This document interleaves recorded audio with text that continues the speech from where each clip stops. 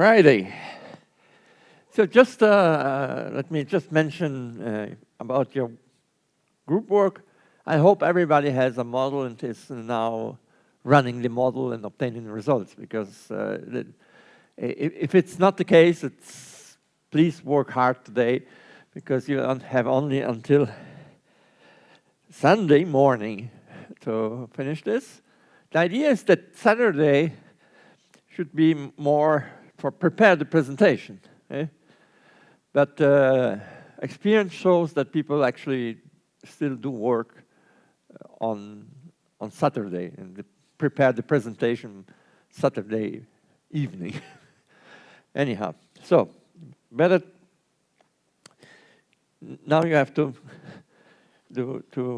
focus that you have only 2 days left. So today I want to discuss 2 topics. And the first one is vaccination. So vaccination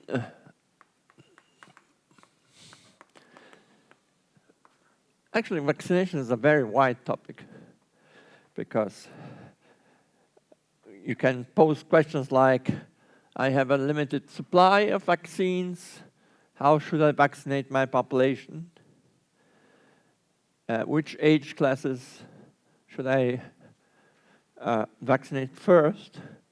Then you have things like, is your vaccine a single dose or a double dose or triple? And is your vaccine has a certain efficiency?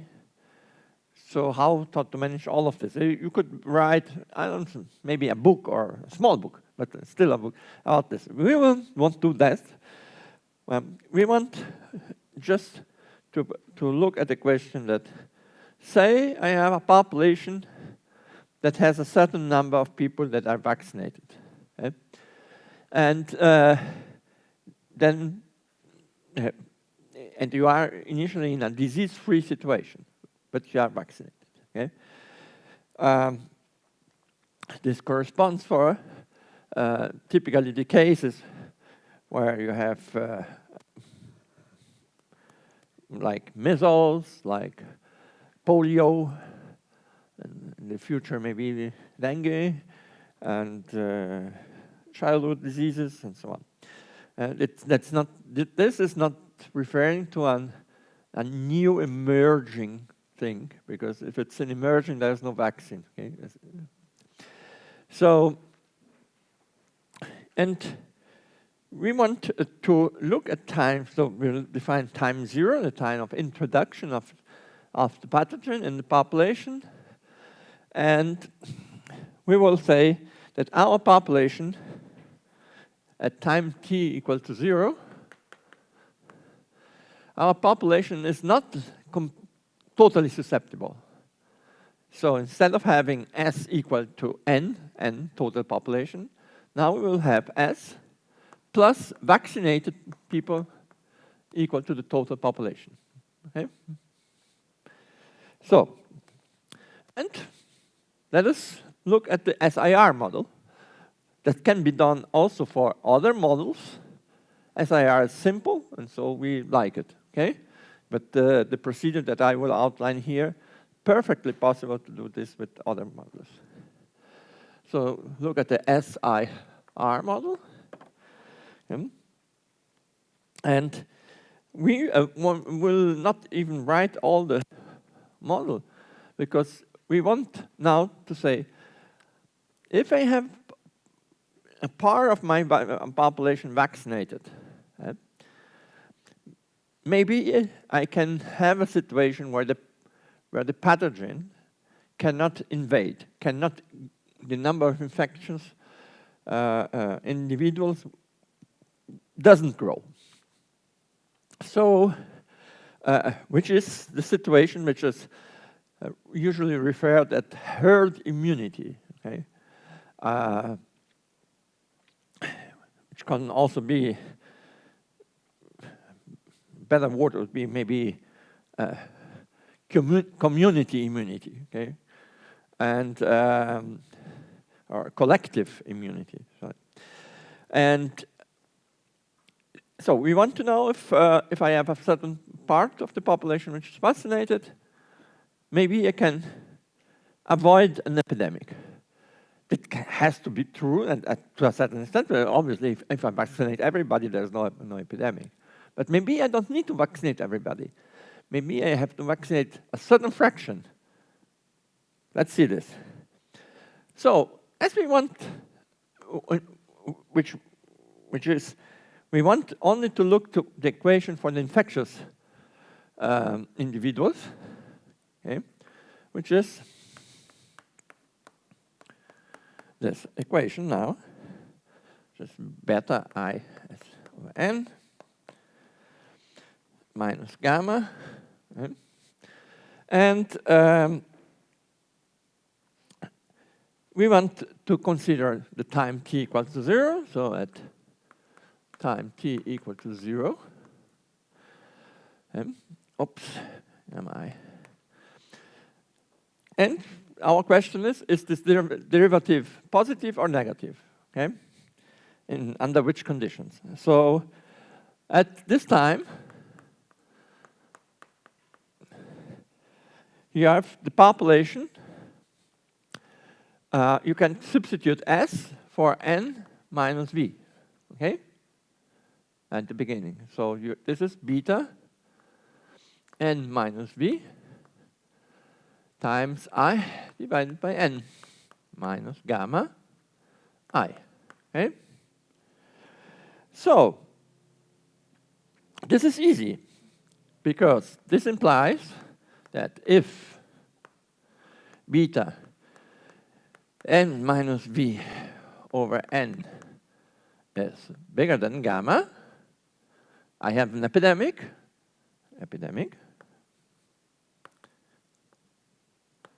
Otherwise, I don't have. And you see, let's say that without vaccination I would have an epidemic, but obviously if I introduce the number of vaccinated individuals here, this side decreases and eventually changes the sign of this inequality, and you don't have an epidemic. So what you want, what you need is that V has to be large enough in order to avoid an epidemic, and you can write this down because this is 1 minus V over n. Here, 1 minus V over n, and bigger than gamma over beta, which happens to be equal to 1 over R0 in SIR model. Therefore, what I will need is that V over n has to be bigger than 1 minus over 1 over R0 for no epidemic,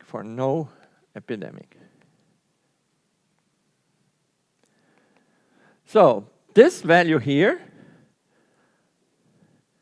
is the minimal coverage of, please note that here I have this sign and this sign because this was the condition for having an epidemic.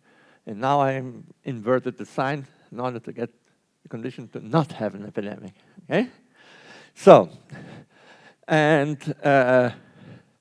so this is the minimum vaccination coverage of that population in order that you have a situation where there is the arrival of the pathogen and you do not have an epidemic.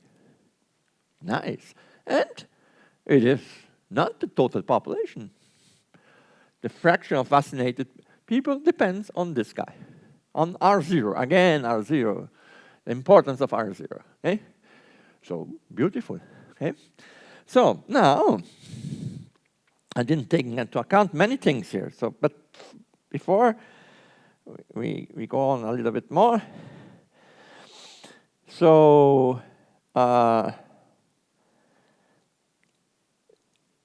you know, we had a list of R0s. Okay, so we love lists. Now let's have a list of what is the vaccination coverage necessary to avoid an epidemic for several diseases. So smallpox, at least historically, okay, you need 83% coverage. So polio is 86%. Because all these guys have like R0, like 5. You see, if it's like 5, you're already very high, you need a very high proportion. 1 over R0 is 0.2, and 1 minus this is 80%. So if you have R0 equal to 5, you already need the 80%. Okay? And 5 is the typical value that goes around for those guys here. Okay? So now, then you have measles, 94%, because this guy, R0, is like 15 or 18. Okay? So you need very high coverage. Initially, for COVID-19,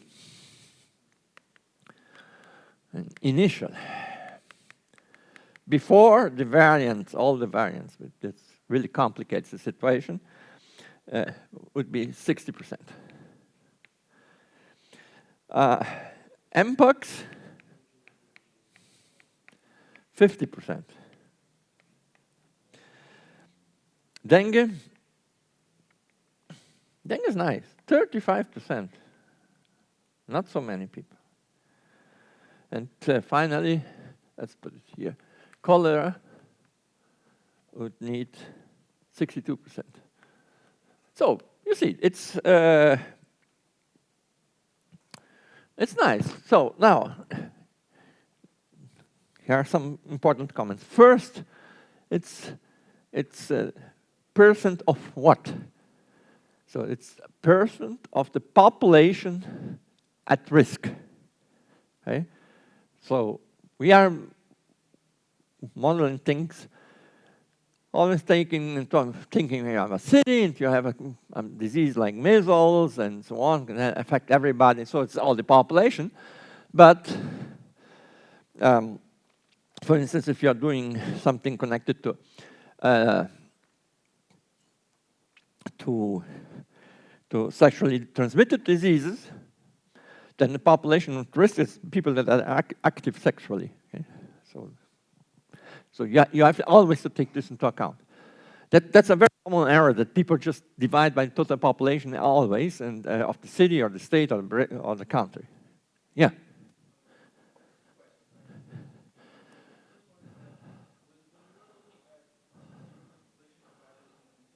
Two classes. Yeah.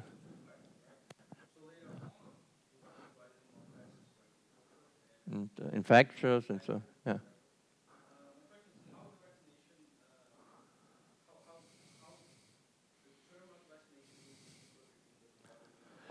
Yeah, so the vaccination is, in this case, it's just a fixed class.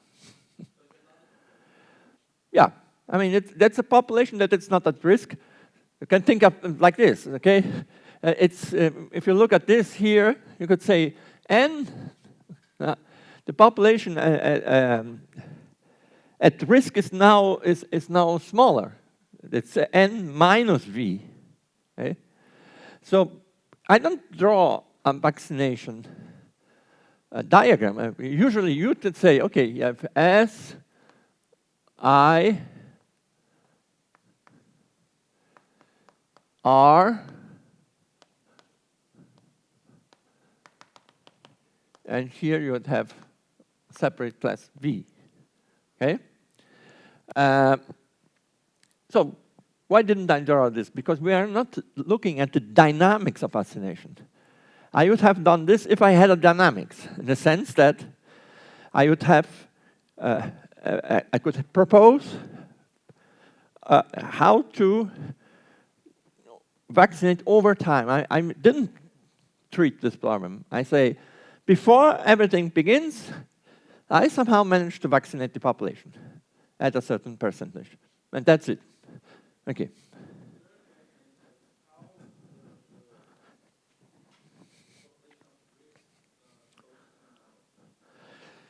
In N.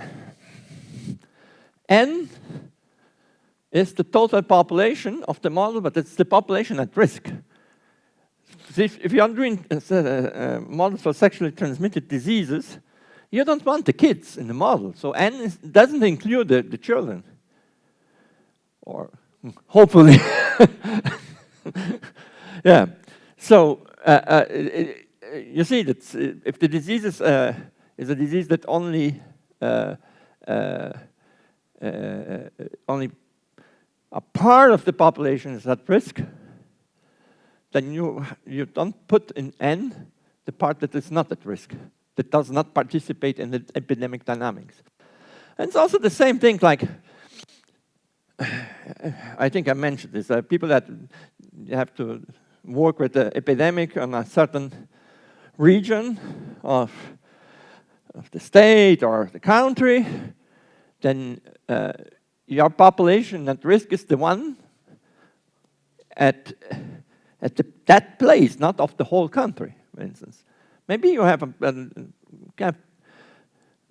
big countries like Brazil and so on, there can be diseases that are not transmitted in certain regions. Okay? There are no until very recently we didn't have dengue in the south. Now we have a lot. But for instance, malaria. We don't have malaria in the south of Brazil. So if you want to do a model for malaria, you cannot never take into account the whole population of Brazil, because there are many places where there's no cases and people are not at risk. So you would make a mistake, because instead of taking the population, say, in the Amazonian region for malaria, taking the whole population of Brazil would give you bad results. Okay?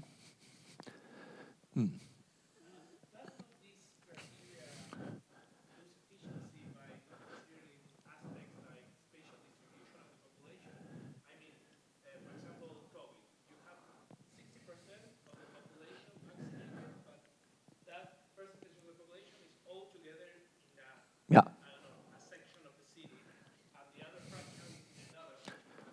Yeah. Okay, that's true. Our model takes into account well-mixed population, and that has been the basic assumption from day one. So, but that is not necessarily true, and vaccination could also be not homogeneously distributed. I will only vaccinate the people that are in the south of the city. So then you have to do spatial analysis, okay, which is it's not a topic we are discussing at the school, but it's a very important topic. Yeah. Okay, are you raising your hand? Yeah.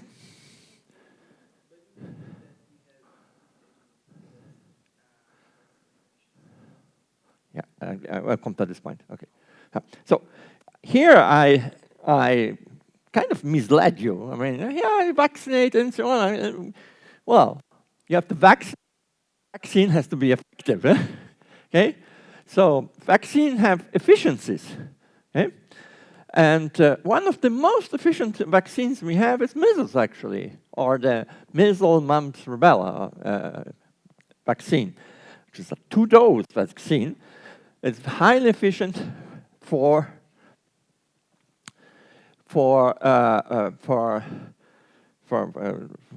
measles and so on, but it's not 100%. Okay, and then you have a problem here. Actually, you need already 94%. Okay, now I could have written here a constant in front of V, saying, well, you vaccinate 100 people, but only 98% will be immune. Then you would have an efficiency factor here. Okay? So if you take into account the efficiency factor for measles, which is very good for this vaccine, you go to 97%, which means actually you have to vaccinate everybody. Okay? But then you obviously have a problem. Have a problem. You cannot vaccinate kids under 1 year or 12 months, younger than 12 months. So you have always a residual population, so you, of youngsters, of newborns, that you have to wait. And this is already some percentage of the population, so you have to take special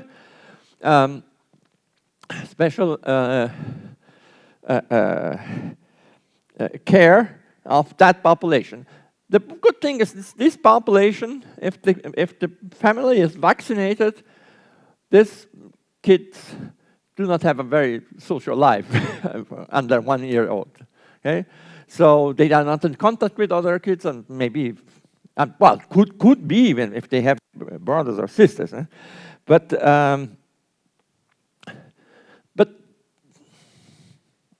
their number of possible contacts is reduced, and this is good in this case. Okay? So, yes, you have always the point about efficiency, and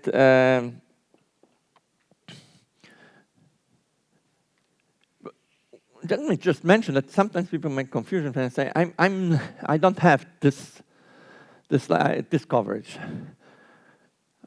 Last number for Brazil were, I think, 87%.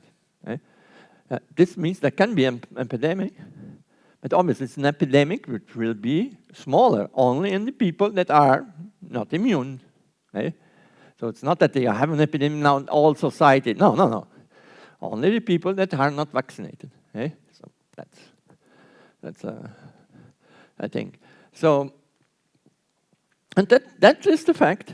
This here is what has been largely discussed over, and is still discussed today when COVID or measles or whatever. That's that here. This is the corresponds to the fact that you have a collective immunity. Even if you are not vaccinated, you are not. There will be no epidemic. You won't get sick, even not being vaccinated. If the coverage is enough. Which is it's problematic for this kind of thing here, but it's not so problematic for the others. So if you have 50–60%, it's more likely to be okay to obtain this coverage. For instance, polio, we are polio-free for a long time now. And I'm also assuming that the vaccines confer you lifelong immunity. There's no waning of the vaccine efficiency. So once you get vaccinated, you are vaccinated for good in this simple situation. That could maybe not be true for all vaccines. Maybe you need to vaccinate from time to time, which is what happens for influenza or for COVID. But we'll also discuss this more lengthily with you. That is the fact that actually the virus changes, and so it's not exactly the same virus, and therefore this creates this kind of waning immunity from the vaccine. So now, so this is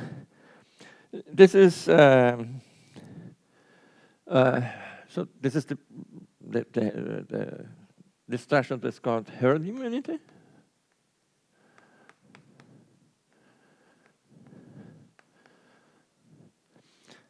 And this is a very important concept, and there's also a concept that has been largely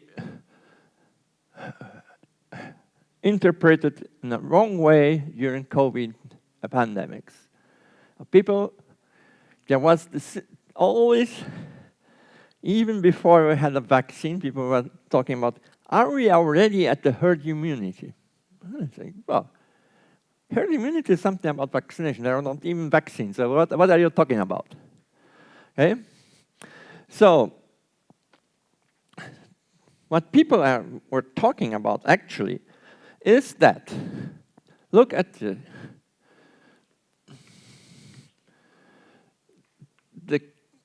number of infectious individuals over time, or something like that, in the SIR model. And you have a peak. Right? You have a peak. And what's the value of I? Here, where you have the peak. Or it's not the value of I. Sorry, I should have been.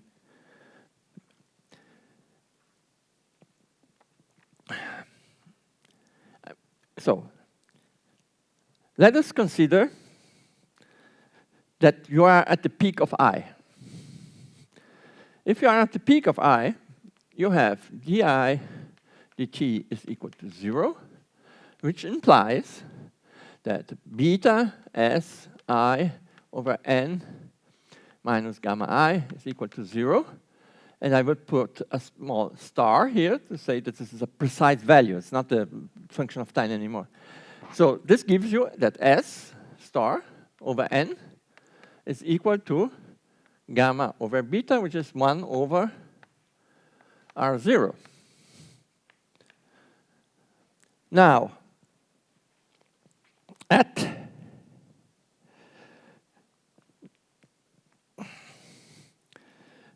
S is equal to, in the situation without vaccines, is equal to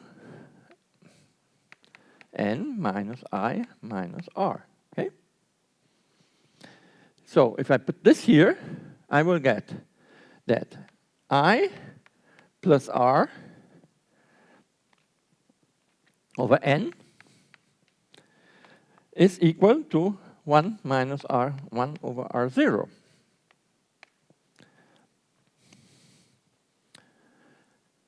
This is the total number of persons that have been infected, the presently infectious and the people that recovered. And this happens to be the herd immunity threshold.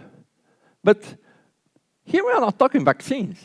Here, that's a wild epidemic. Nobody has made anything. It's just the epidemic peak of us SIR. So that happens to be the same as the herd immunity. So people actually, what people were talking misleadingly was, are we already at the peak of the number of infected people? Okay. Which is also not the correct interpretation of the epidemic curve,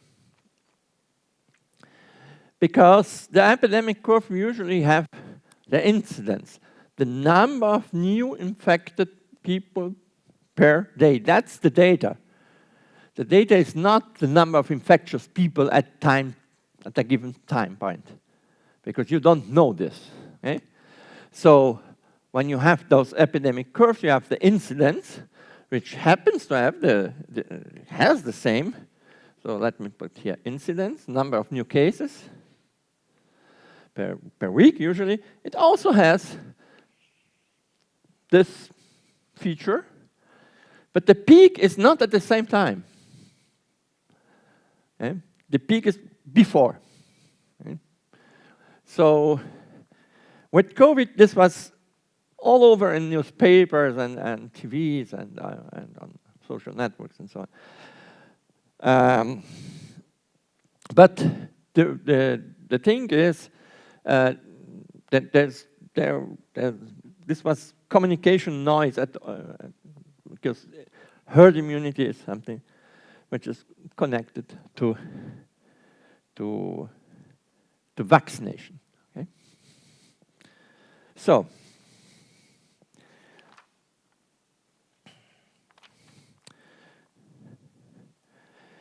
Now, you surely, I will not go on and more for more details of vaccination things that other priorities, let's say.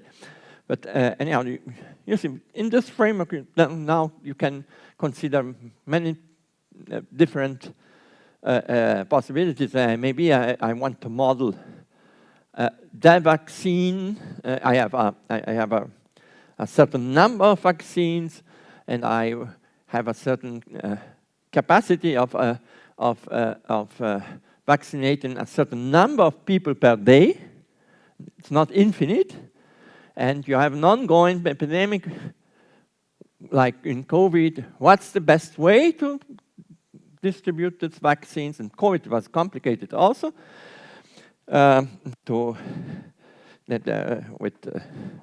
with the two-dose vaccination. That was complicates how to schedule things. Then you need models that have this dynamic vaccination output, and then usually you will need to have an age-structured model, because most of the diseases have, for instance, mortalities or effectiveness different according to the age. So you have to have a model which has the susceptibles of 0 to 10, from 10 to 20, and so on, which gives you big models. But can be done. Okay. So let me just mention that measles is a disease that unfortunately is coming back in parts of the world where it had been locally eliminated. And the most prominent cases are obviously the United States. But we had measles epidemics, I think was 18, 19, and 20, if I'm not, yeah, I think that's it. In each year we had measles in a different region of Brazil. I think in 19 it was in the state of São Paulo, mainly. And other years was in the north of Brazil. And once initially near Manaus, and the last year it was more like on Pará and Amapá. So this means that the vaccination coverage was not enough in these regions. And this is very curious that even in São Paulo you have this as the richest state, and there's no problem in obtaining vaccines, actually. Every family can take the kids and vaccinate in a nearby health facility. So, but even now, we had, over the 3 years, had 14,000 cases. 14,000 is a lot. Okay? So, and it is also the case that measles, you can die from measles. Okay? So this is, although it's not, mortality is not high compared to some other horrendous diseases, it's a risk. And then there's something else that is very important with respect to measles particularly, is that I think in 2018-19 there came up a result, very important result, that showed that if you have when you have measles induce something which is called immunity amnesia. So part of your antibodies for other diseases are erased from your from your immune system, and you are again likely to have diseases that you already had antibodies. Now, and this does not happen when you are vaccinated. Vaccine doesn't induce amnesia. So that's a very important fact. So the thing that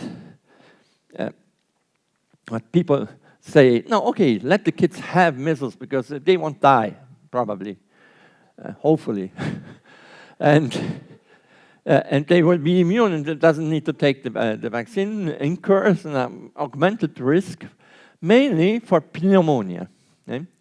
And it's a known fact that the incidence of pneumonia is increased in kids that had measles and were not vaccinated. Yeah. So that's an important fact about the measles case. So you have to vaccinate everybody. Okay, so now I want to discuss something else, which is about the intrinsic reproductive number, R0, R0. And you could be wondering, we calculated this for our SIR, we calculated this with SIR with vital dynamics. Everything was very easy, because you have only to look at this guy, at this equation.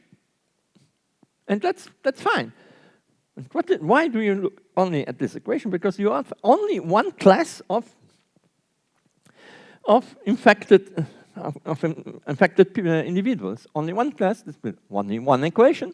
You only want to know the sign of GI, GT at the beginning. Oh, this is not difficult to obtain most of the time. That's fine. But you can have models that have more infected classes. So what would happen in this case?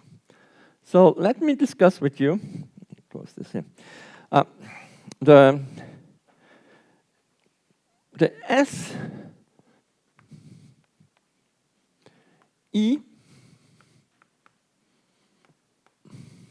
SEIR model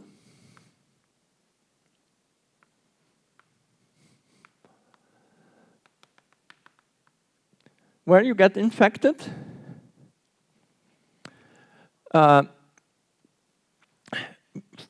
before becoming infectious. You have a period of latency. You are technically speaking, you are infected, but you are not infectious, and you don't transmit. Okay? Are you raising your hand, or just no? Because it's something, some movement with your hand like that. No. Okay. So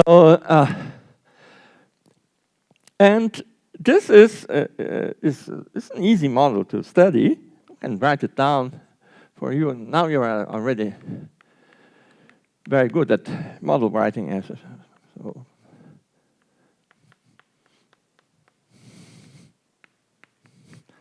So instead of this guy going to the infected class, it goes to this class. And after some time, I will call it kappa, this guy goes to the infected class.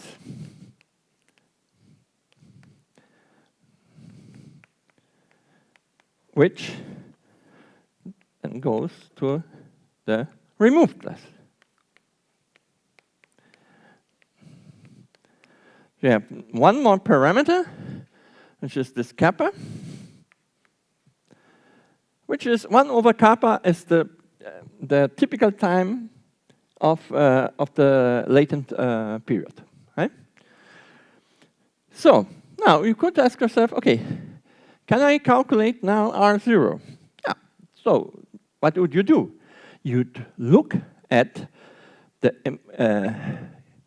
class of infected individuals. Okay? So infected and exposed. So those that have contact with the disease. Okay? Then you would single out these two equations here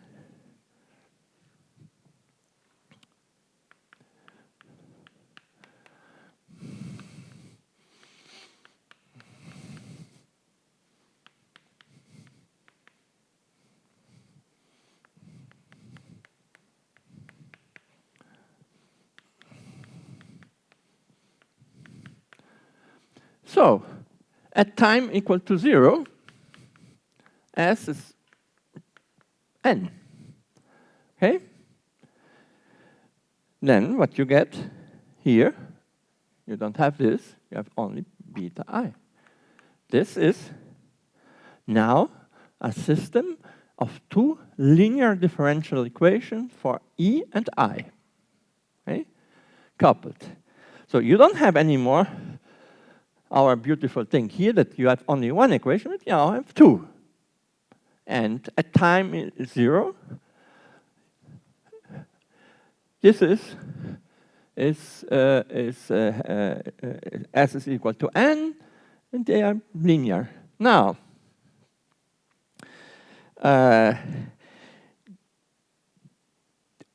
how do you analyze this? So I don't want to go into the mathematics of this, but if you are a physicist, you know it well.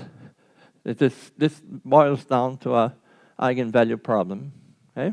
Because the equation is linear, then the solution can be written in terms of exponential in times. Then you substitute the exponential in times. You get an algebraic equation here, which will have an eigenvalue. The eigenvalue is the growth rate of the disease, and if this is positive, you have epidemic. If it's not positive, you don't have. But actually, in this particular case, it is it's easy to do this, okay? And it will turn out that incredibly R0 will be again beta over gamma. So now, and this could be seen as just if you have an intuition about this, if you sum this here, you will have the derivative of I plus E will be equal to this cancel with that one, and this right-hand side will be positive. Therefore, we have growth if beta over gamma is bigger than 1. Okay? So kappa doesn't appear because it cancels when you sum. Okay? Otherwise, you do the eigenvalue calculation, which is also not difficult, but we won't do it here. Okay? So, nice. But now, you see, when you have more than one infectious class, you can say, so you have the disease-free cases. So the susceptibles are not sick, and then the removals are not, and the other ones are either latent, asymptomatic, infectious, whatever classes you have. For instance, you could have also one more class. Instead of going here, you'd have the asymptomatic cases and symptomatic cases. This can be important in the model. Okay? So you have a certain number of infectious classes. Say you have a certain number, let's call it alpha symptomatic disease classes, then you will have a system of alpha equations. And it will boil down to calculate an eigenvalue for a big matrix. Okay? So this can be done systematically with some assumptions. Okay? And it's called next generation matrix method. And this has been done now more systematically. it involves a little bit more of linear algebra than the usual things, but it's not very difficult. And this is practical in the sense also that, you see, in order to calculate R0, you only need the classes that are not disease-free, that are exposed, asymptomatic, infectious. So it's a smaller part of the system, and it will give you usually, here we are assuming certain things, but usually will give you a linear system, and then you are happy, okay? It will give you a linear system if you have, for instance, these guys going from one class to the other being linear functions, and that's the usual assumption here. But if it were a little bit different and you had a nonlinear system, it can be more difficult to know.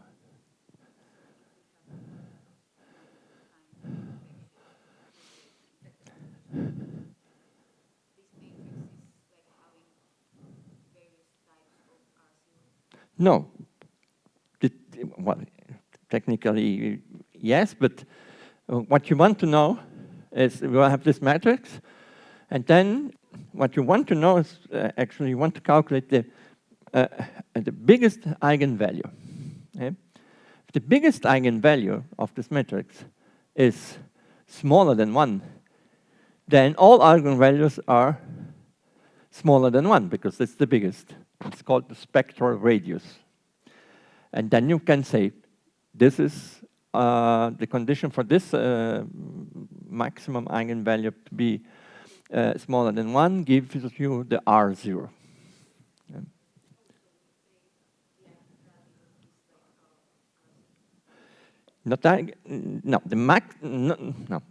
The condition that makes the eigenvalue bigger than 0 will give you the R0. Okay? So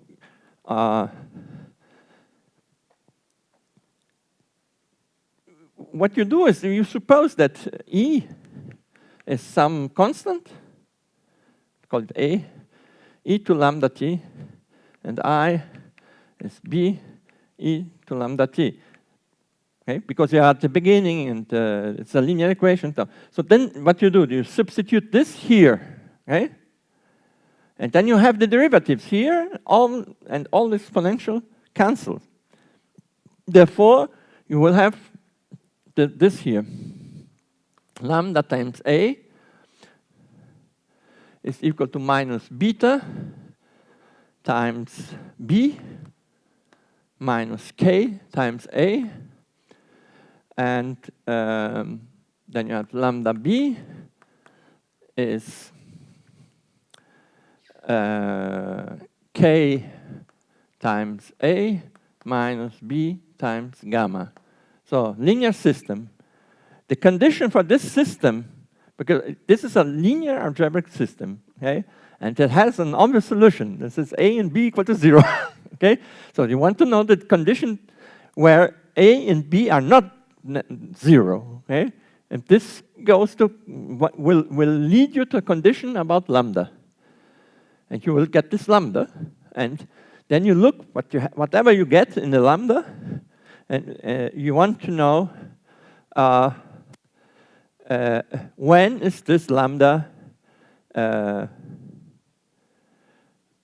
positive or negative? And this condition for lambda positive or negative will involve all the parameters and the combination of the parameters that makes it positive or makes it the transition from positive to negative, therefore 0, will give you the R0. Okay? That's the way that this happens. But actually, you see, this is an equation with two equations, okay? So there are two lambdas, yes? You have the lambda 1, lambda 2. And you want only the biggest one. Because if you know the biggest one is smaller than it's negative, then all of them are negative, and therefore you have a disease-free, stable equilibrium. Okay? So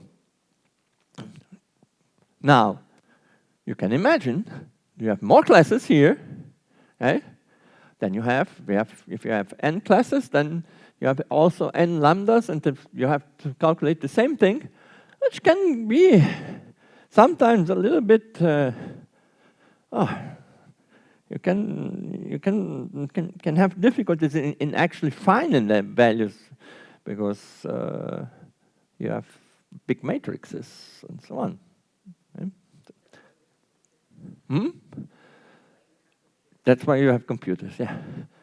And but you see, in this case here,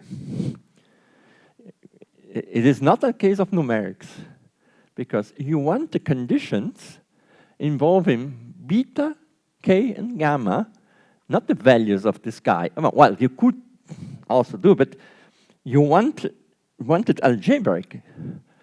Obviously, you can also use SymPy, which does algebraic things, and other languages also do. So you can do symbolic manipulation on the computer, but it's not a calculation, numerical calculation. Okay. Let me drink a little bit of water.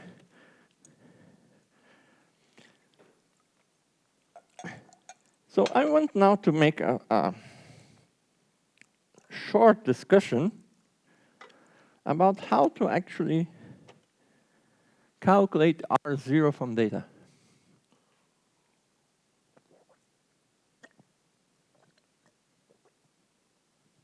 And better than that, let's assume that I will only use the definition of R0 as the number of secondary infections arising from a primary infector. Okay? You know, this, when you take this at the beginning, this will be R0, as we discussed, I think, in the first or second class.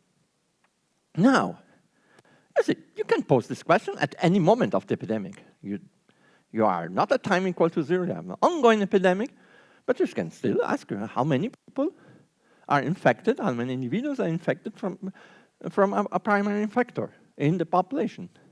Okay? So the average number. Okay? So therefore, now you understand why this is R0, because it's at time 0. But you could also have R at time t, which we would call R index t. The number of secondary cases that the primary infectious case generates over the course of the disease, and then you want the average of this. Okay, so then you say, okay, but can we now pose the question? I have here my incidence. I will call it J, because I is already the infectious class, and people will make confusions. So the incidence, and the new number of cases per week, and had something like that, some curve, okay? And then you could say, okay, this is what I have. Okay? Now, can I calculate RT from the curve? That's the question. So, this is different from calculating the R0 that we mentioned at the very beginning of the curve.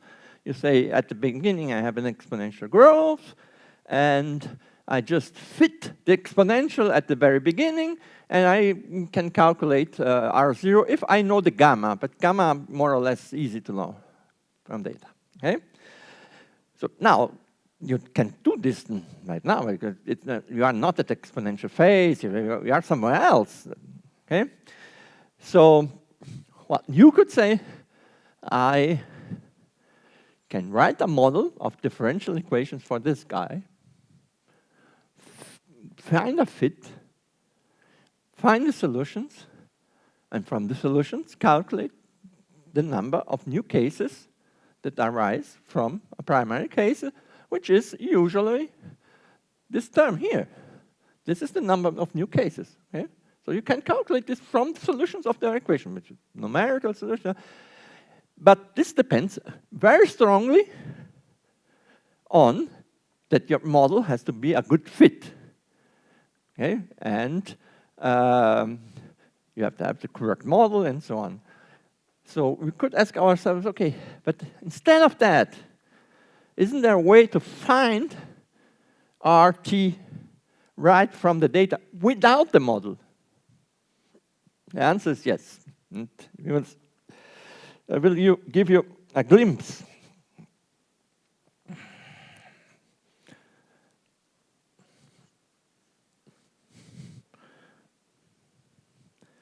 of that. So let me erase this part.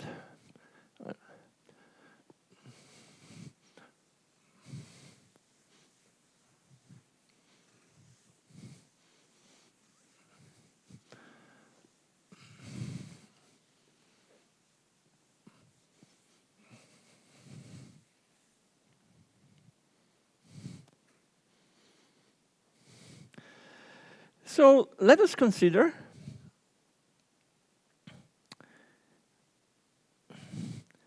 the probability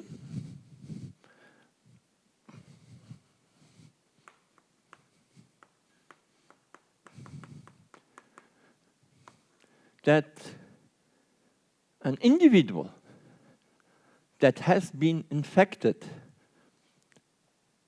at tau time steps before the present moment, we are at time t. An individual that was been infected tau units of time before. What's the probability that he infects somebody at time t? So I will call this beta of t and tau. T is the present time. Tau is the past time, where I'm considering the probability that a person at the past time tau infects somebody at time t, but actually between time t plus delta. Okay? So that I will write this like that. Yeah.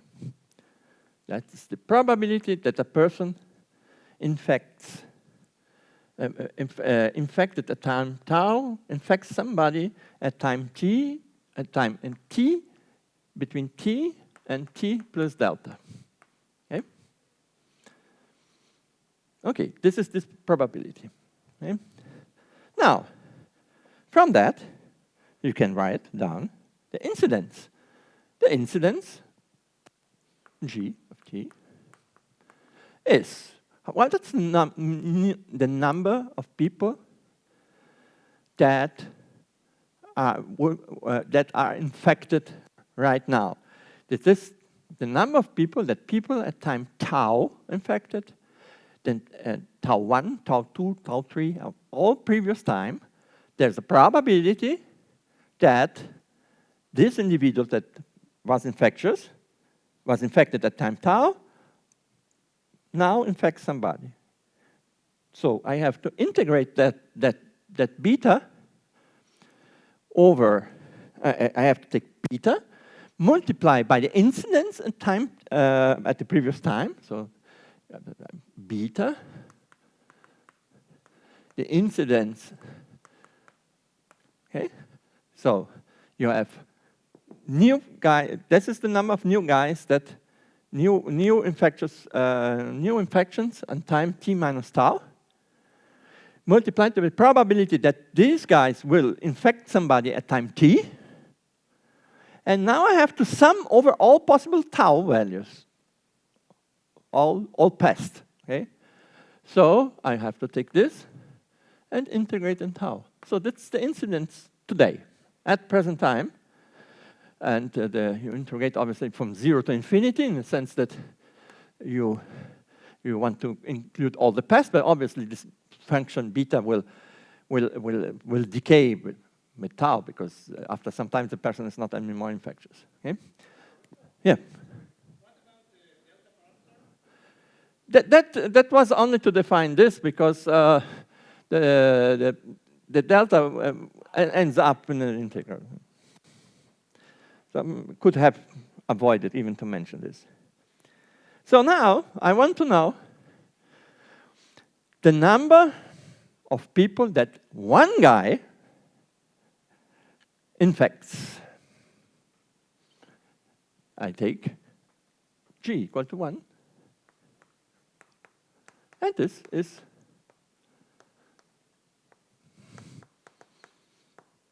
this.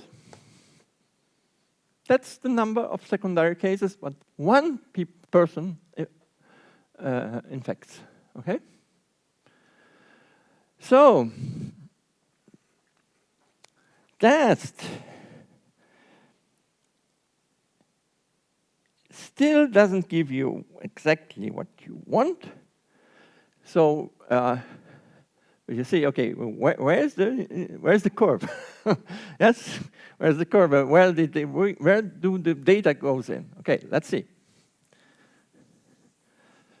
So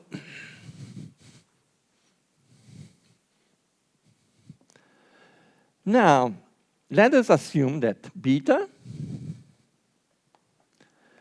t time is some function of time, phi 1 times phi 2, and some function of tau. This is a mathematical assumption, and we need it. We could try to go on without that assumption. Everything is much easier in this way. So therefore, R of t is equal to integral of phi 1 of t times phi 2 of tau d tau, okay? Which is equal to phi 1 of t, integral from 0 to infinity of this integral here. And this does not depend on tau. This is a certain number, okay? So I can always absorb the number in the definition of phi 1, okay? So I take this to be equal to 1. Because if it were not equal to 1, I could say it goes into a multiplicative value that I redefine as my new phi 1. Okay? So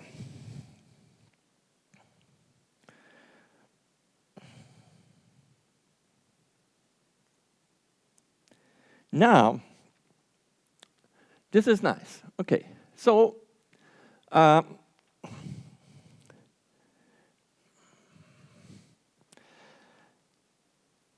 so beta of t and tau is R of t times phi 2 of tau. Okay? So this phi 2 is usually referred by the letter W of tau, just a new name for it. Okay? And that actually is what? That is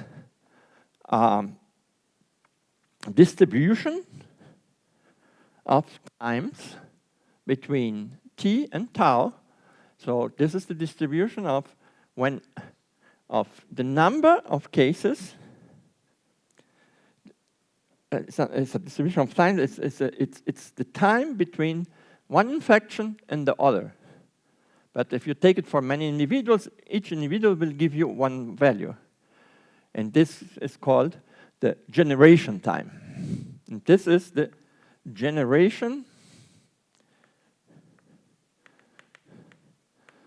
time distribution.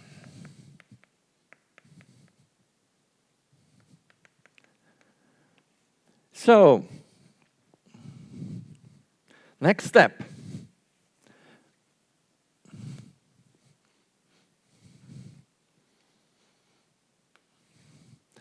Go back to this equation here.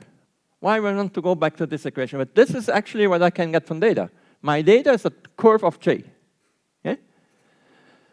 So I have J is equal to the integral of beta, which is R of t, times W of tau, sorry, times, end of,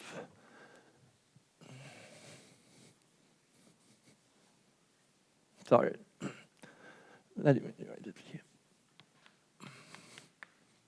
It's this integral of R of t, W of tau, J, t minus tau, d tau.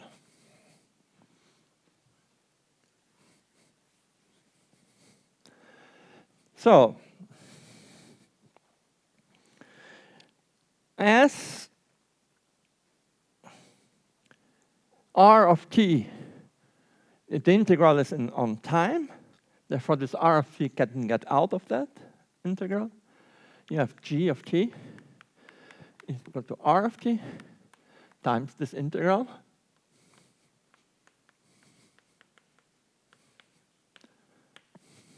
And for R of t is the incidence divided by this integral.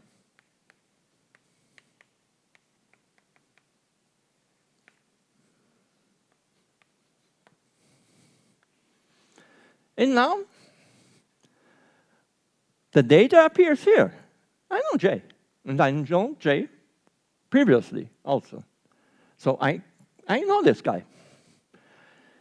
It remains to know W, the distribution of generation time. So that's where complications will arise. So the generation time is the time between you have one individual who gets infected, and you have another, and this guy will infect somebody sometime later. And this time is the generation time for this guy, and you take all the distribution of these times in your population. But guess what? You don't know when you were infected and when you are infecting. Most of the time. Sometimes with certain sexually transmitted diseases, maybe it's easier to know. But for respiratory virus, for instance, you have no idea. For instance, you got influenza. You don't know where from the influenza comes and when you were infected. And so you have a problem here with this guy. Now, what is the solution? Practical solution is to say, okay, I can't know W of t, but I can use a kind of proxy. What do I know? I know that the time I have my first symptoms and the time the other person has symptoms. Okay? This is also not so easy to calculate. Why? Because they are asymptomatic people. There are oligosymptomatic cases and so on. But at least that's something you know. First time of first symptoms. Okay? So you use the distribution of time of the first symptoms instead of the generation time. It has also a name, it's distribution of Renato, you remember the name of the distribution of times from when you have one guy infected, first symptoms to first symptoms instead of infected to infected? There was a name for that, yeah? Well, we will continue to call it generation, this generation time. But we will use always the distribution of cases of a first symptom to first symptom. Now, this is easier to know. For COVID, that was first generation time distribution was obtained at the very beginning in China, where you had a lot of household transmissions and so on. So people estimated this in, at the beginning. Now, obviously, I have made the assumption that this beta is this product here, which takes us to have an omega of tau, which is the distribution between of generational time. Yeah, zero interval. Yeah. Okay, that's the. But therefore we are assuming that this guy, this distribution, does not. Okay, is this correct or not? Well,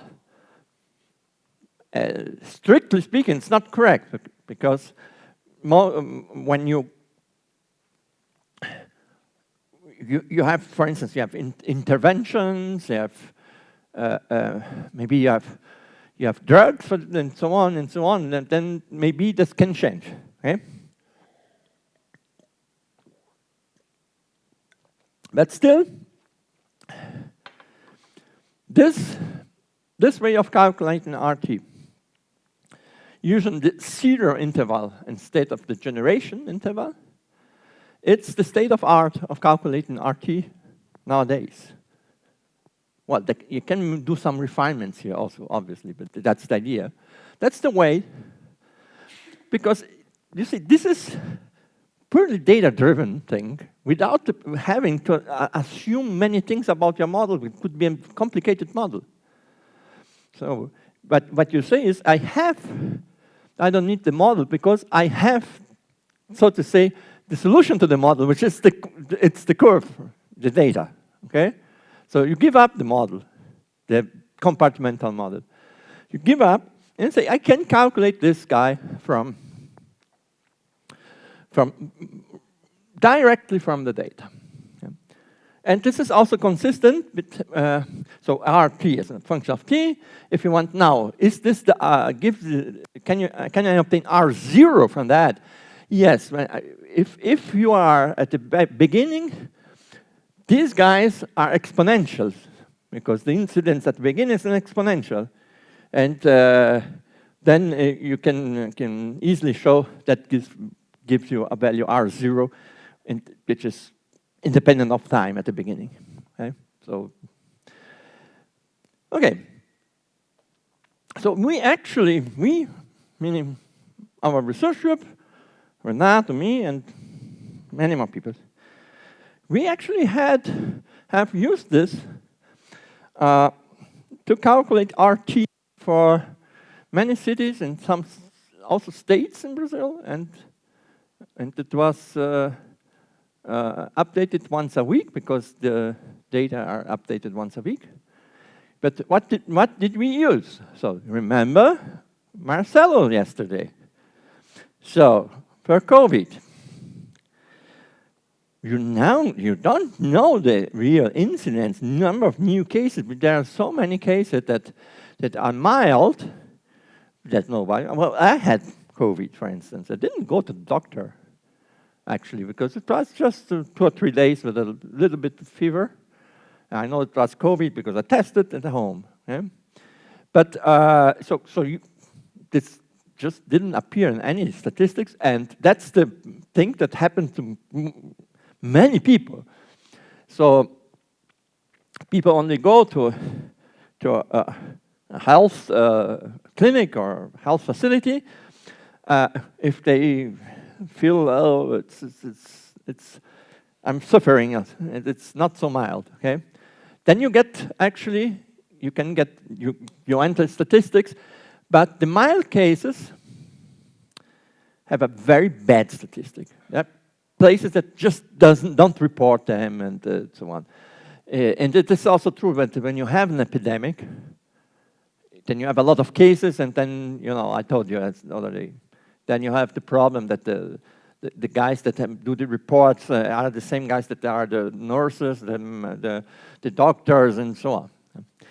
So what you use is the number of hospitalized cases, the SARI cases, severe acute infectious disease, severe acute respiratory infection. In Portuguese is SRAG, SRAG. And this data is available in Brazil, and the cases are reported, and this has a number of the underreported cases, and not so many, because the person got to in a hospital, and somehow this hasn't registered. Now, what Marcelo told you, it's so far so good, but there are delays between reporting and I mean, between the case coming in at the clinics or hospitals and it being effectively reported. Can take some weeks, 2, 3, even 4 weeks. So if you want to know RT now, if you are in a situation of an ongoing epidemic, data is not consolidated now. So you have to do the now casting that Marcel told you. So we did this actually. We have the incidence, weekly incidence. We now cast the results to have something closer than to the present time, and then we apply this thing, and we get RT. And you have a series, we calculate this every week, you have a series of RT. So that is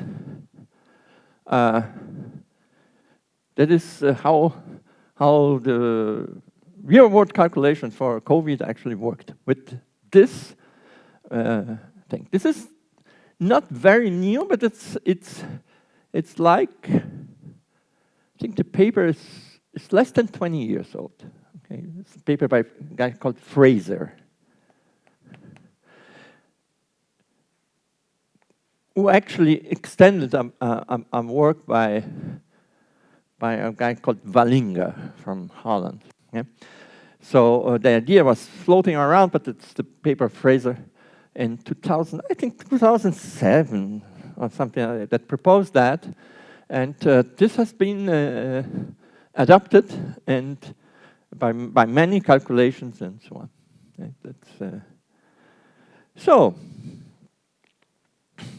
That's all for today. So tomorrow we will have our last class. I think I will divide it in 2 parts.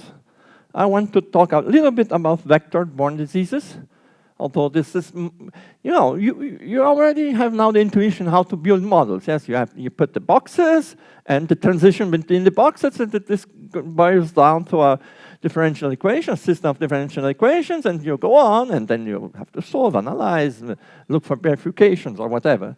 So it will be the same thing. And the second part, I'd like that there will be more just talking than doing any calculation. It is, what are the research topics that are seen as most important in epidemiological modeling nowadays? And this is very much a consequence. The research lines in modeling epidemics have been impacted very, very strongly by COVID, because the simple models didn't work. Okay?